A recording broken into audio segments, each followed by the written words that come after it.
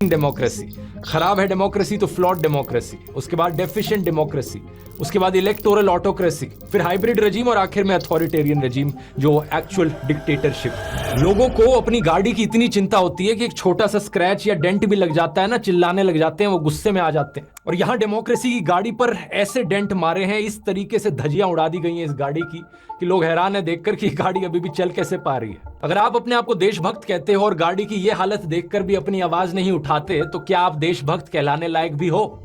इसी महीने democracy report 2024 release हुई स्वीडन के वी डेम इंस्टीट्यूट के द्वारा, और इसने इंडिया को पता है कौन सी कैटेगरी में डाला है? इलेक्टोरल ऑटोक्रेसी की कैटेगरी में डाला है। फुल डिक्टेटरशिप से 2 कदम दूर। इसका मतलब है कि देश में मल्टी पार्टी इलेक्शंस तो हो रही हैं, लेकिन एक फेयर लेवल प्लेइंग फील्ड नहीं मिल पा रही है। लोगों की आजादी खत्म करी जा रही है। इस रिपोर्ट में लिखा है कि मोदी सरकार ने सेडिशन, डिफेमेशन और काउंटर टेररिज्म जैसे कानूनों का इस्तेमाल किया है अपने खिलाफ उठ रही आवाजों को दबाने के लिए, और जल्द ही इस लिस्ट में एक और कानून भी ऐड हो सकता है। ब्रॉडकास्टिंग सर्विसेज रेगुलेशन बिल 2023 के अंदर नए आईटी रूल्स लाने की कोशिश करी जा रही है। इसके अनुसार ब्रॉडकास्टिंग की एक बहुत ब्रॉड डेफिनेशन बनाई गई है। जिन जिन लोगों का यूट्यूब चैनल है, फेसबुक अकाउंट है, इंस्टाग्राम हैंडल है या व्हाट्सएप चैनल भी है, वो सब ब्रॉडकास्टर्स की कैटेगरी में आएंगे।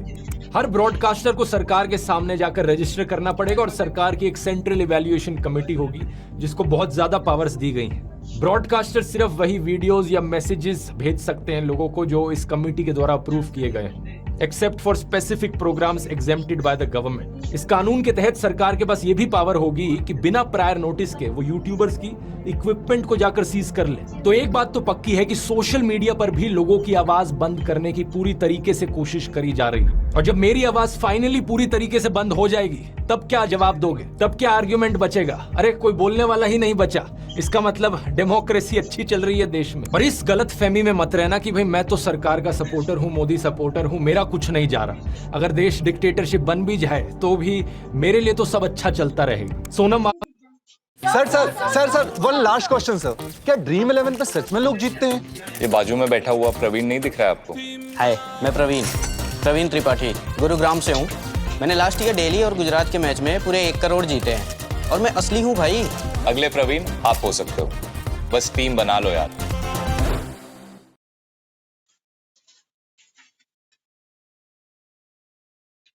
अंशुक भी एक बारी सरकार को सपोर्ट करते थे जब आर्टिकल 370 हटाया गया था। मेरे ख्याल से ये लद्दाख के लिए बहुत ही खुशी की बात है, उसकी हक थी वो उससे वापस मिला है। लेकिन जब उनके एरिया में कोई प्रॉब्लम आई और उन्होंने अपनी आवाज उठाने की कोशिश करी, 21 दिन तक अनशन पर बैठने के बावजूद भी सरकार का मुंह नहीं खुला। डिक्टेटरशिप में एक डिक्टेटर सिर्फ अपने अहंकार, अपनी पावर, अपने पैसे से मतलब रखता है, उसे जनता की कोई फिक्र नहीं होती। बहुत से किसान भी सरकार के समर्थक थे, लेकिन जब उन्हें पता चला कि उन्हें अपनी मांगे रखने का अधिकार भी नहीं दिया जाएगा, सारा मीडिया उन्हें देशद्रोही करके बदनाम करेगा, तब उन्हें एहसास हुआ कि डिक्टेटरशिप का क्या मतलब हो सकता है। आप एक स्टूडेंट हो, पेपर लीक होता है, चुप बैठे रहो। बढ़ती महंगाई के खिलाफ आपको आवाज उठानी है, आवाज दबा दी जाएगी। अपनी डेली लाइफ में किसी भी तरीके का नाइंसाफ अगर आप सह रहे हो, आपके पास कोई ऑप्शन नहीं बचेगा अपना मुंह बंद करके चुप बैठे रहने के अलावा। बेरोजगारी और महंगाई जैसे मुद्दों पर तो ये चीज हम ऑलरेडी होते हुए देख सकते हैं। अगस्त 2023 में minister of state Jitendra Singh ने पार्लियामेंट को बताया कि 9,60,000 से ज्यादा सेंट्रल गवर्नमेंट जॉब्स वेकेंट पड़ी हैं। प्राइवेट जॉब्स की बात करी जाए तो हायरिंग प्लेटफॉर्म इंडीड ने फरवरी के इस साल में बताया कि दिसंबर 2021 से फ्रेशर जॉब पोस्टिंग्स डिक्लाइन होती जा रही हैं। मार्च 2024 की ये रिपोर्ट फ्रंटलाइन की आईटी सेक्टर में भी हायरिंग डिक्लाइन देखने को मिल रहा है। जॉब्स की सिचुएशन इतनी खराब है कि हरियाणा सरकार को 10,000 से ज्यादा कॉन्ट्रैक्चुअल लेबर की नौकरियां एडवर्टाइज करनी पड़ी इजराइल में, एक ऐसा देश जो वॉर जोन बना बैठा है। हरियाणा के यूथ को वहां भेजा जा रहा है सरकार के द्वारा। ये हालत है देश में जॉब्स की। और महंगाई की तो क्या ही बात करनी, पेट्रोल का दाम 90 रुपए से लेकर 110 रुपए तक पहुंच चुका है। जनवरी 2024 की रिपोर्ट बताती है कि यूनाइटेड नेशंस का जो फूड प्राइस इंडेक्स है वो ग्लोबल फूड इन्फ्लेशन को -10.1% पर डालता है, यानी दुनिया भर में खाने के प्राइसेस कम हो रहे हैं। लेकिन इंडिया में फूड प्राइस इंडेक्स इन्फ्लेशन क्या है दिसंबर 2023 की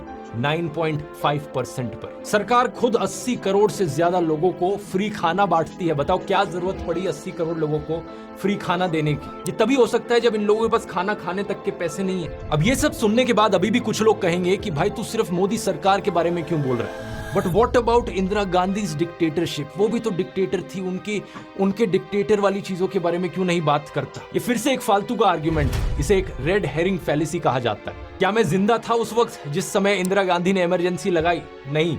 अगर होता तो मैं यही वीडियोस बना रहा होता। और अभी भी इनफैक्ट मैंने एक पूरा वीडियो बनाया है इंदिरा गांधी की इमरजेंसी के ऊपर, बताया है कि कैसे वो डेमोक्रेसी के ऊपर एक काला धब्बा था। लेकिन कल की प्रॉब्लम्स गिनाकर आज की प्रॉब्लम्स ठीक नहीं हो जाएंगी। उस वक्त जो हुआ वो बहुत गलत था और इस वक्त जो हो रहा है वो भी बहुत गलत है। उस वक्त कुछ लोगों के